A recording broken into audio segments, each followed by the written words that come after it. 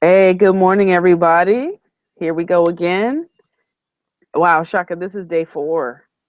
I thought it was day 5, Is this day 5? day 6. Day 6? Didn't we do? We did one. Our first day was like Friday of last week. Yeah. Oh, I must have. Maybe I didn't number them all. Oh, well, I probably put the wrong number on there. But it's been a really interesting time so far. And it is Friday again. Yeah. So we got some cool stuff to talk about today. Um, I didn't have any dreams last night.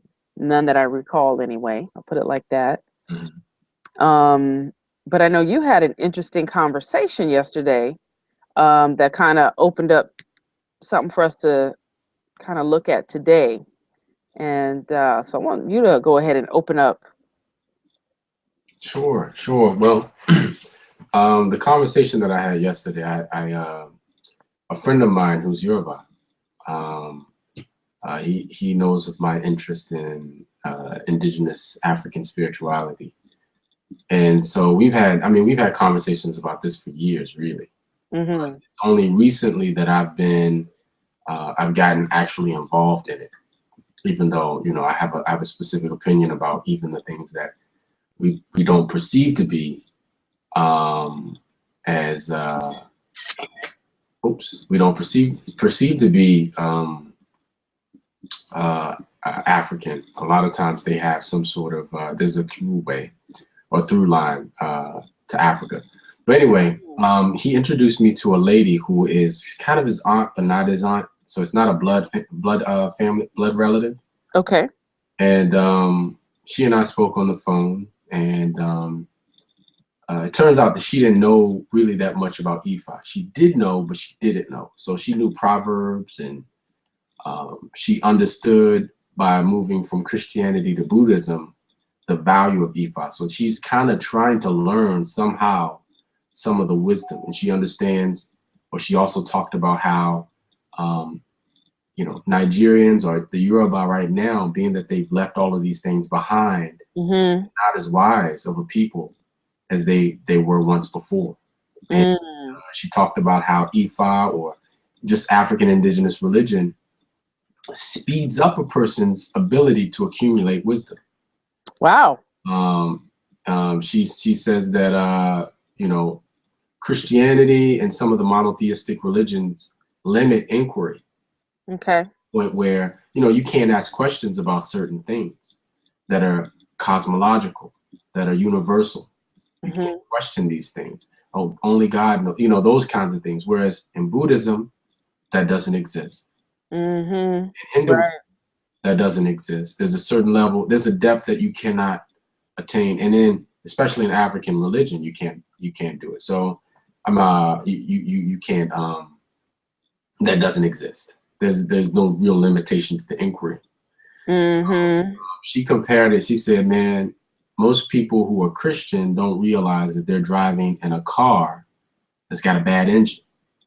Wow.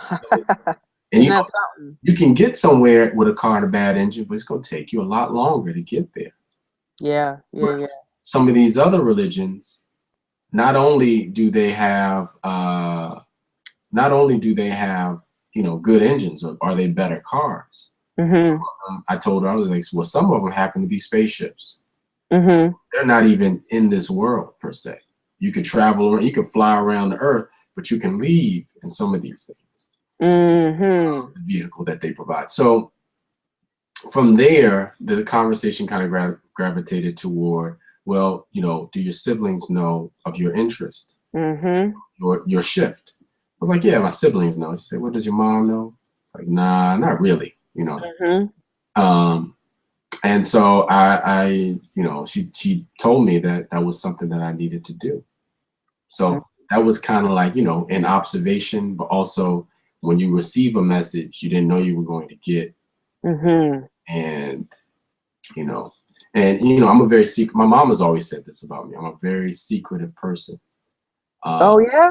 I'm a very secretive person. Yeah. When it comes to, now, if I'm in a brotherhood, sisterhood, type Mm-hmm.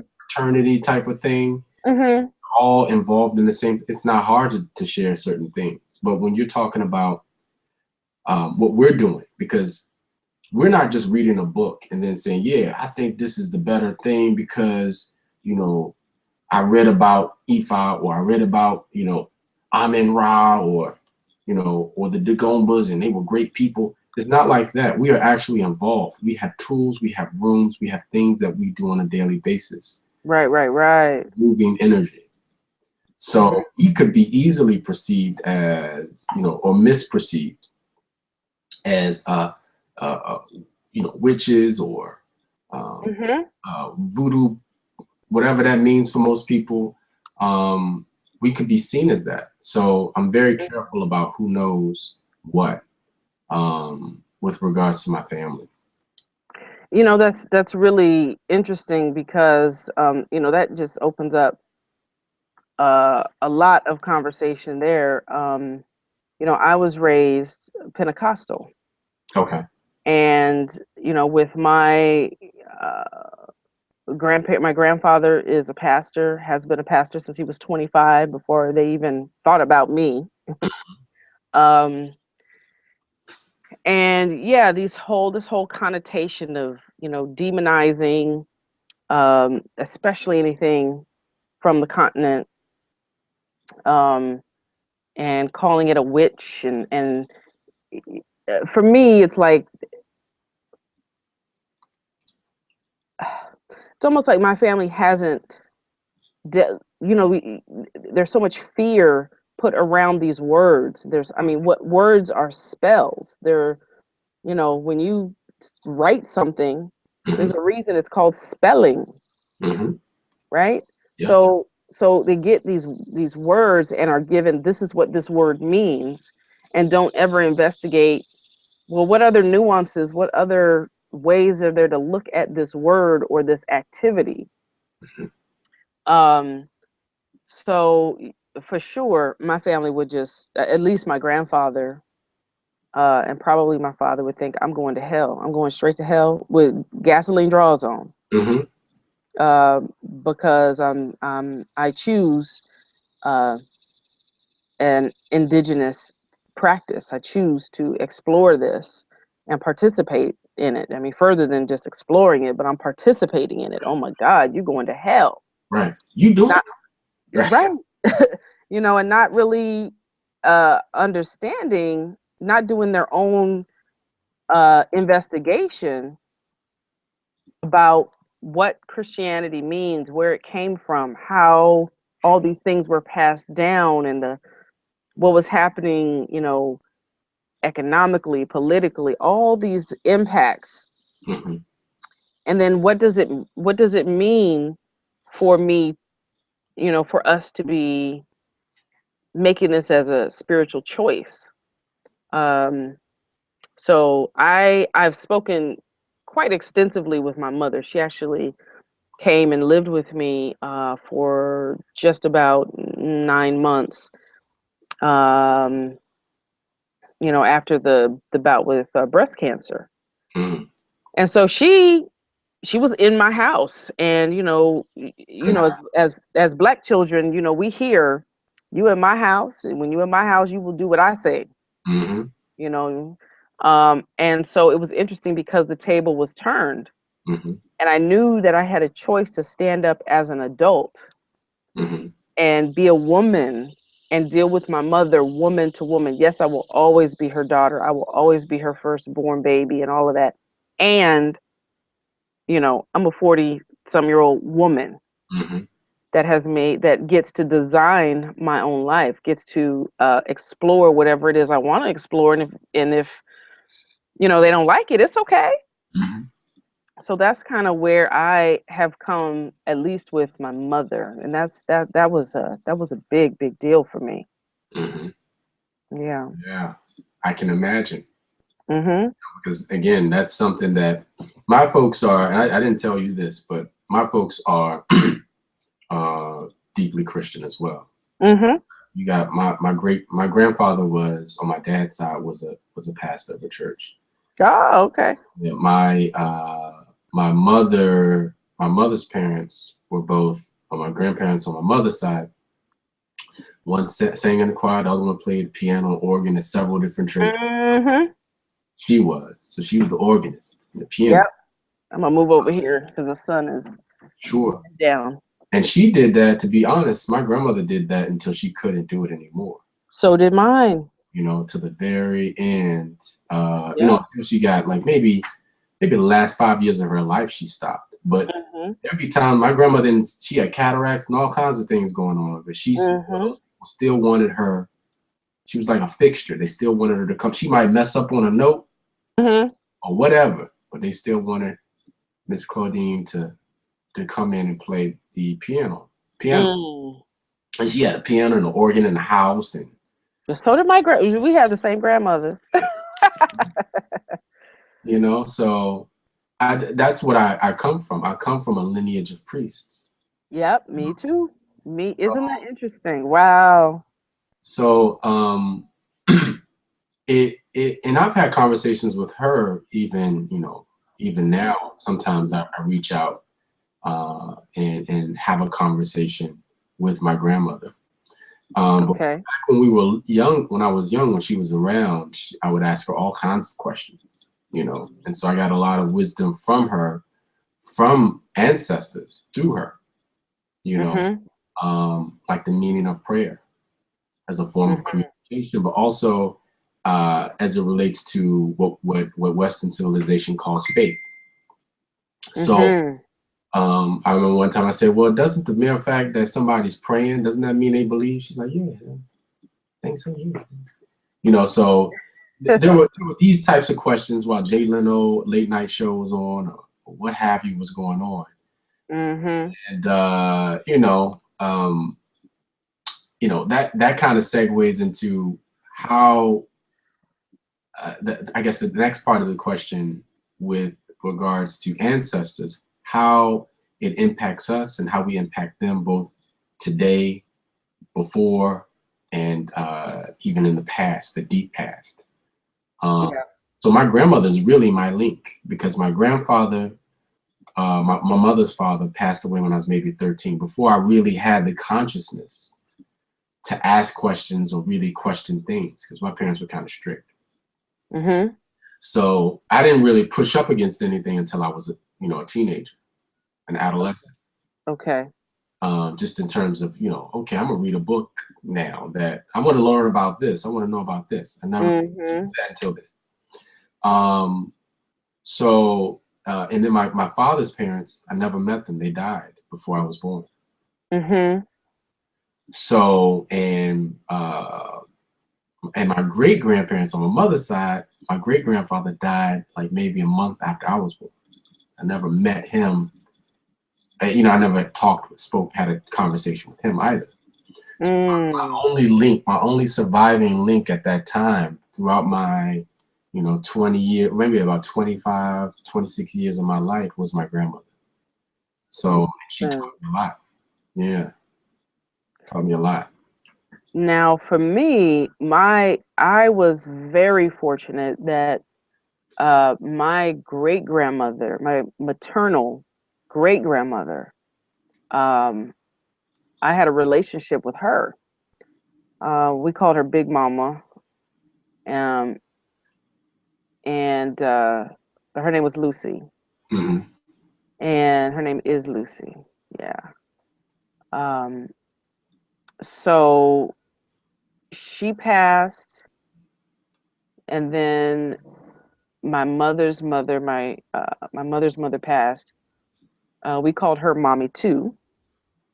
She was a very young woman, so when my mother had me, my grandmother was still, what they considered young, so we called her Mommy too. She was like having a second mom. And she passed she passed the week of 9/11. She passed September 16th. Oh wow. 2001. And let's see. So I had a very, very tight relationship with her. I'm actually her namesake. Oh wow. Okay. Yeah. So oh wow, it's real tight. Me and her are real tight. And she, her birth name's Alice Marie Fields. Alice Marie Fields, and then she became a Barnett when she married my grandfather. But um, she actually was, she could see things. Mm-hmm. She when we were over in Japan, we were living in Japan. She would know when a typhoon was about to hit, Mm. and she'd call us and make sure everything was okay. And I mean, the news wasn't. This was in the '70s, so Right. there was no way she didn't have Facebook or none of this to know this instant stuff. This thing is happening in Japan. She's living in Kansas City, Mm-hmm. but she would always know when something was up. Um, so I know that she works with me and she is supporting me in the gifts that are developing in me. Mm-hmm. And I know that she's that that link where I got these gifts. I Mm-hmm. know they're from her. Um, yeah. Um, and so, like I said, and I'm her namesake. um, so it's really really interesting, and I always kind of do this kind of back and forth thing because while it's almost like while they're living, Mm-hmm. it's like it seems that the elders are bogged down with, and I'm gonna just say it the way I feel it. They're bogged down with Christianity. Mm-hmm. And I believe that the way that society was designed up to this point was really engineered. Mm-hmm. There was no time. There was really no free time to think about these kinds of things, Mm-hmm. to explore. There was not even probably resources that were readily available that like there are now. Mm-hmm. So it makes sense that when you talk about the life cycle of birth, death, rebirth, um, dormancy, I forget what all the cycles are that Chief talks about, but this is like we are the resurgence. So in Ifa we're taught that um, ancestors come back through the same bloodline. We Mm-hmm. just come back. We just keep coming back, and Mm-hmm. so it's like if they were alive in the 30s, 40s, and 50s, etc., they could only go so far. Technology would only take them so far. Mm-hmm. But we have access to all this other technology that can open the doors and open our minds. Mm-hmm. And so I feel like it's my responsibility, not only my interest in a natural pull that I have, but also my responsibility to go out on the fringe and see what's out there, and then report back to those who want to know Mm-hmm. in my family. And I know that the work that I do affects my family that's living, affects the ancestors, and affects those ancestors who have not yet reincarnated. Right. Right. I believe that. Yeah. Yeah. Yeah. Um, Now, how do you go about working with?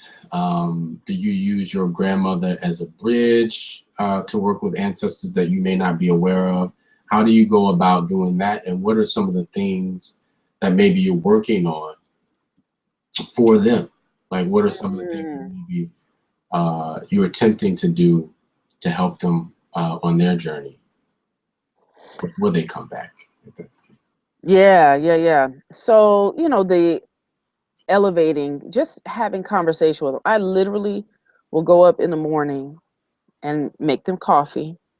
Mm-hmm. Um, I have started asking relatives what they like to eat. If I didn't know them, Mm-hmm. I have an aunt and an uncle who are very interested in our family history, Mm-hmm. and they've done a lot of investigation. Matter of fact, my uncle and aunt went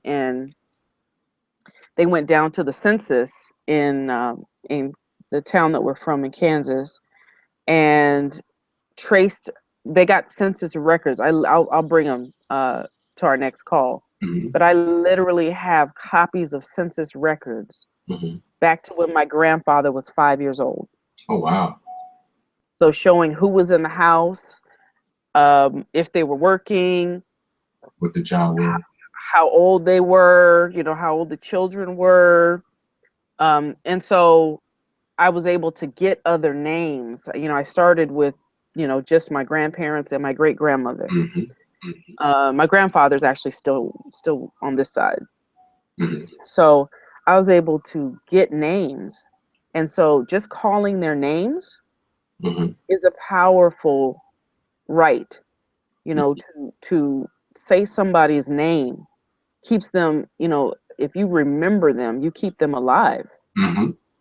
And as I learn a little bit about even their personality, who liked to party, you know, who did this, who liked that, and I keep those things in my mind, so that when I sit down at my ancestral altar, I can bring them what they like to eat or drink, um, and so I will eat with them, I will talk with them, I'll just sit there and meditate, I'll ask questions, candles and incense to elevate them. Um, and I let them know what I need. I let them know this is what I'm how I'm trying to move, and things are in the way or I can't see clearly.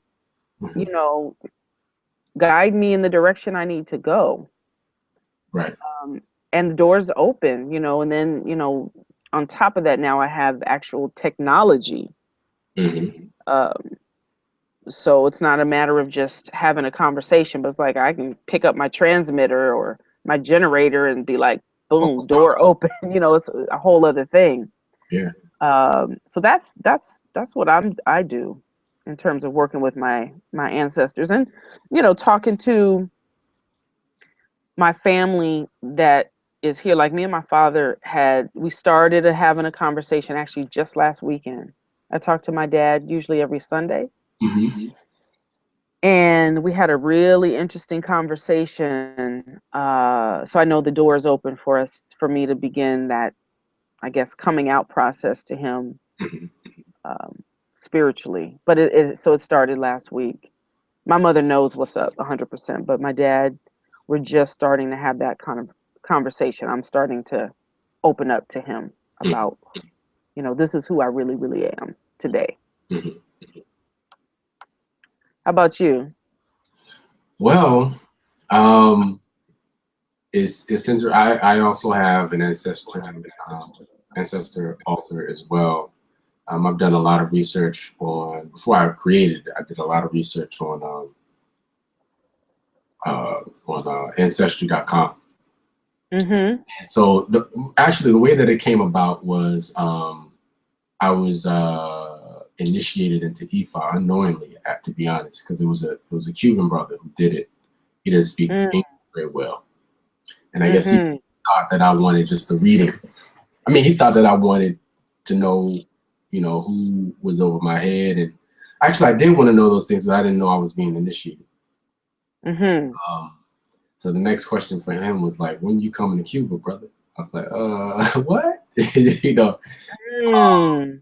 So, once I did that, then I found out that I found out who my warriors were, and the guiding principle of my destiny, I guess, being. I set up. I actually already had an altar set up, but I made space on the altar that I have for my ancestors. So I started to research through Ancestry.com. Because my brother did a genealogy project back when he was in high school. So I had something.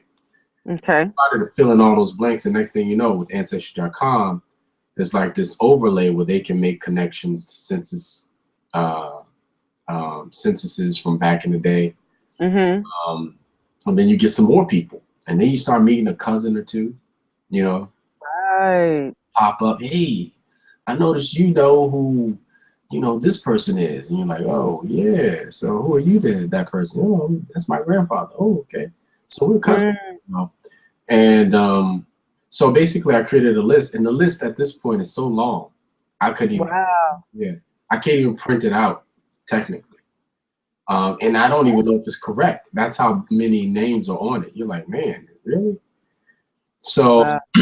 um, that's how I started. And he told me I had to put water, because the ancestors and I think everything in this world travels through water.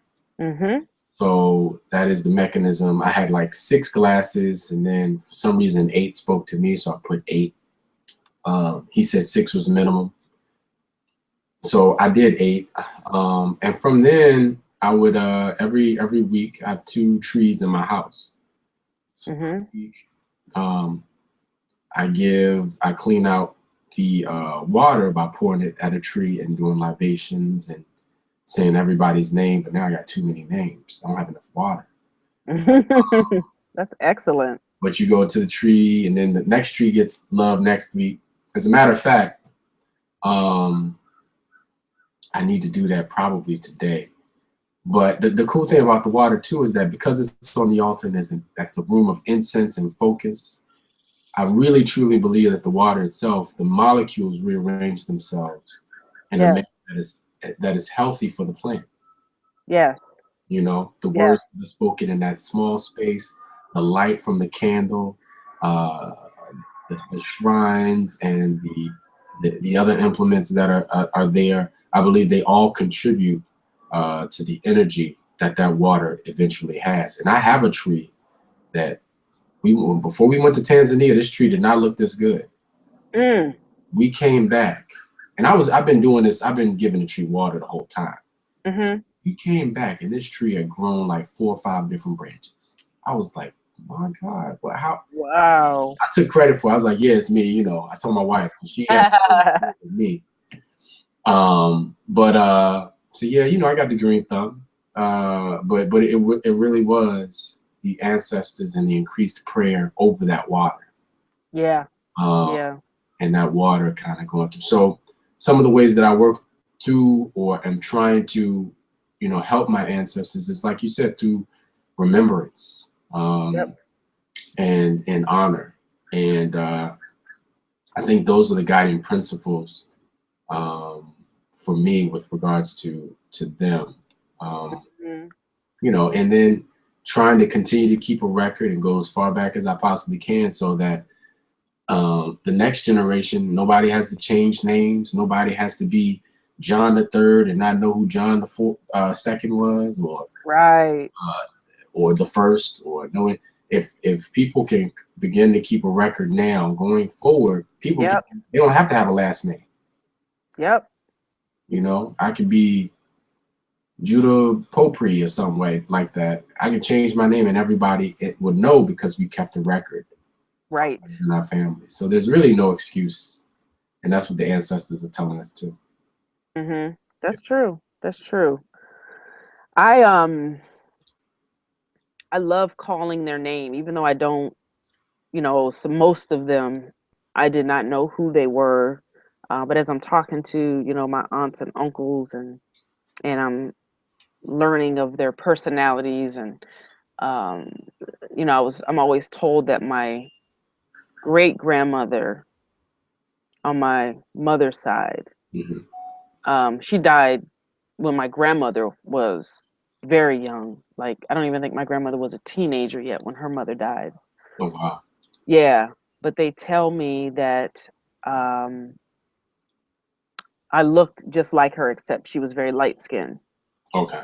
And my grandmother says, "You remind me so much of my mother." Mm. Like, wow, that's that's touching. It's almost humbling to hear something like that. Hmm. Um, so elevating them by remembering their name, giving them water, giving them food, um, learning what they liked, and then just spending time. Chief Amachi talks about, even if it's 5 minutes, Hmm. because it really is a relationship. And even though it seems like, I remember when I first started, spending time with at my altar, it felt really, really bizarre.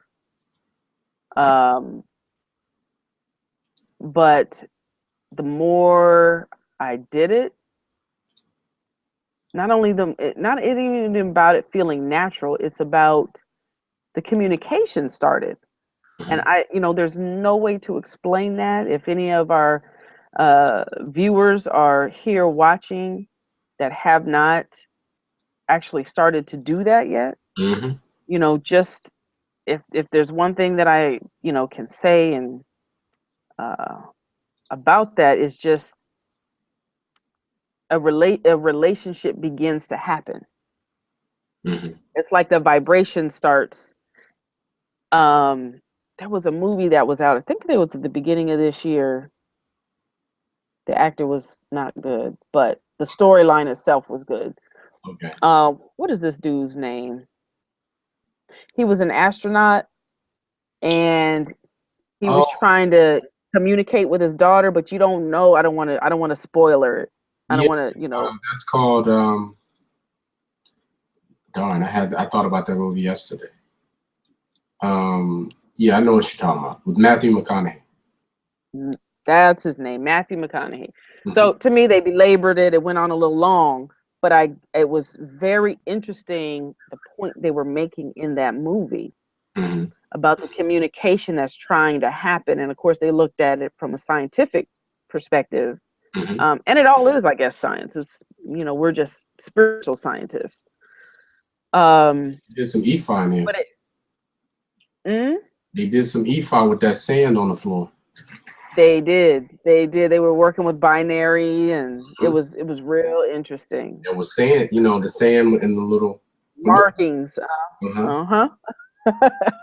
Yeah. I said we're gonna have to review some movies. I did say that. I did say that. So yeah. I began to understand for myself through experience that they are all around us and doing little things, doing big things to get our attention and pass us messages. And sometimes we understand and sometimes we don't, which is why it is so important to begin to understand symbols and to understand how in the spirit realm communication happens, with ancestors. So yeah. And one more thing to add to that, which made me think about the Native Americans. So they have this thing where they were thinking about, at least in the Lakota, I'm pretty sure this is pretty general within that particular ethnic group. But they would always consider 7 generations ahead. Yeah. I think it says the Iroquois. That's the Iroquois? I think it's the Iroquois because I have a book that I read. And it could be more general than the Iroquois. It could just be, yeah. And basically, when you're doing that, you're already lending aid to the people that are to come when you won't be there. So that those thoughts and your consideration of them is already there. You're nurturing that nurturing mind that is within the environment, that is to be found or collected, maybe in the trees. That spirit is already there when they arrive. Yep. Something that's, people aren't even thinking 1 generation ahead. They ain't thinking about their own generation. Sometimes, people are just, when you think about just, I don't know, it's just, that's a profound thought, and their understanding of cycles. 7 is like a cycle. So into that 7, if you could think far enough in advance to 7, then by the time we get to the 7, somebody else will be carrying that on. Yeah, and it's interesting because in IFAS I'm studying, learning that there's cycles of 7. Well, there's many different cycles. There's cycles of 3, 7, and 9. you know, a life cycle being 9 Mm-hmm. to go all the way through. And when I look back at let's just say we're just looking at our own lives. Mm-hmm. So, and I can say for a fact now, I got enough 9s behind me Mm-hmm. that I can look back and say, wow, every 9 years, I have literally become a different person. Mm-hmm.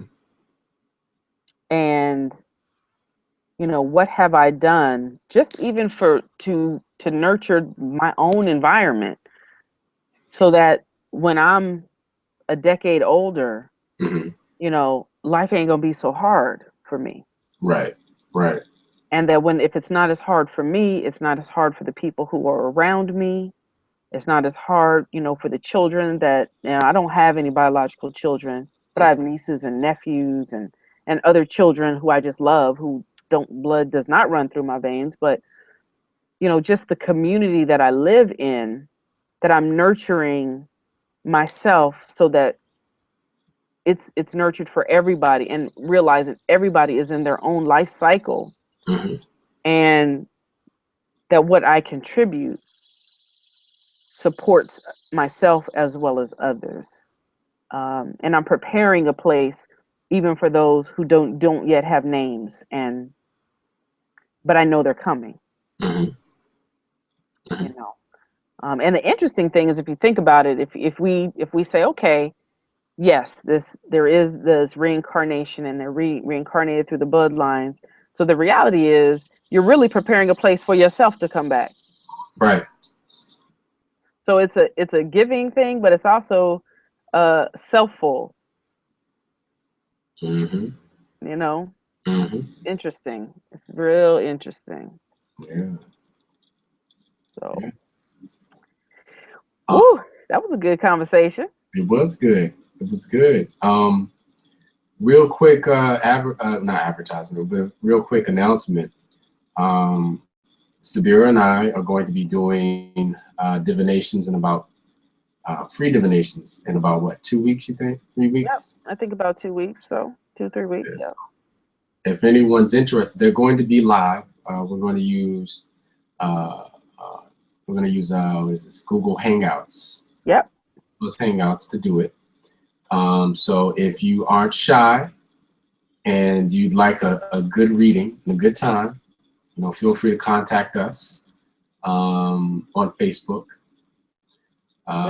You can find me at ShakaGuru on Facebook, and Subira on Facebook. Reach out. Absolutely. You can find me at, if you look up Subira Divines. Subira Divine. Okay. Subira Divines. Actually, On no. I'm sorry. Yeah. Look up Subira Divines, and that's how you can book a reading with me. Mhm. Yep. So Sounds good. great. It has been wonderful talking to you again, brother. Likewise, same here. All right. All right, guys, we will be back. Same thing on Monday, 9 o'clock, to delve into our thoughts, dreams, experiences, and what we're processing here as students, student diviners at IIKDS, the International Indigenous Knowledge and Development Society, taught by Chief Amachi Apeter Buaru. Check it out. Yes. Check it All right, out, y'all. y'all. Take it easy. See you on Monday, 9 a.m. Eastern. Bye-bye. Yeah.